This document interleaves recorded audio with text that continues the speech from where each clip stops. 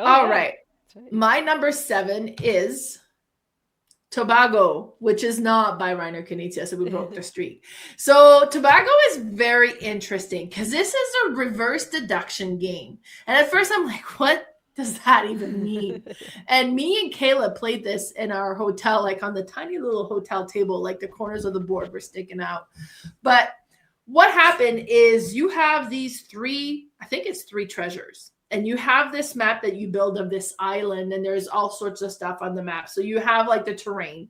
So you'll have the rocks and the forest, and you have like this swampy area, and you have like this um, river area, and you have the beach area, whatever. But then you also have like these things on there. So you'll have huts that are there, and you have these little statues that are on there, and you have the trees that are on there. And then you have like yourself, your little kind of Jeep that's on the board. So you start on the board in the Jeep.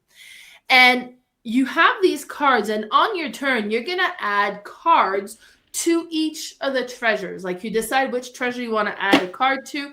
And this is going to add a rule for that treasure. So it could be that it needs to be within 2 spaces of the beach, of a beach tile. So be like, oh, okay, so it can be here, here, or here. So you decide what the rules are, and you keep adding rules to this treasure until it gets down to like, okay, there's not a lot of options.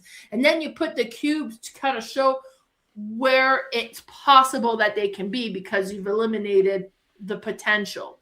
And then until a tile is or card is added, there's only one chance the treasure must be in this one spot. You've eliminated all the other spots.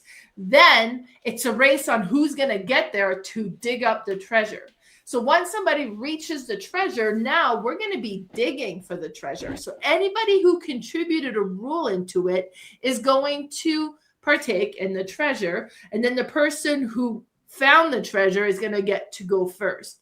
So you get some cards of the treasure and you're going to look. So you kind of have an idea of which card's going to be in the treasure, but some are blank. And then you shuffle them up.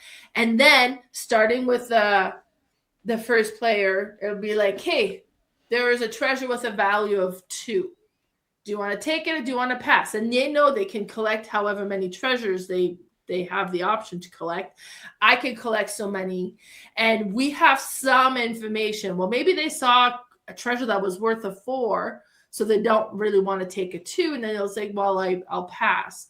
And then it comes down to me. So I can either take the treasure or pass. But maybe I've seen that there is a cursed treasure out there that's going to count for negative.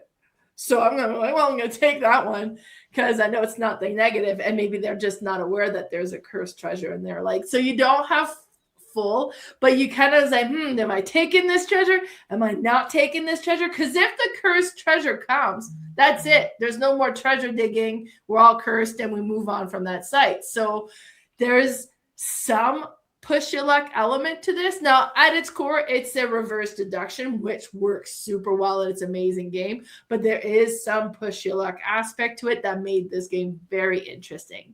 And me and Kayla absolutely loved our play of it. And that is Tobago, my number 7. Nice. I think I sold that to you, didn't I think you did. I?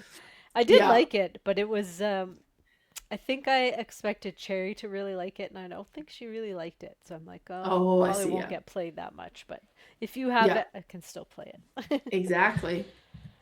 Awesome.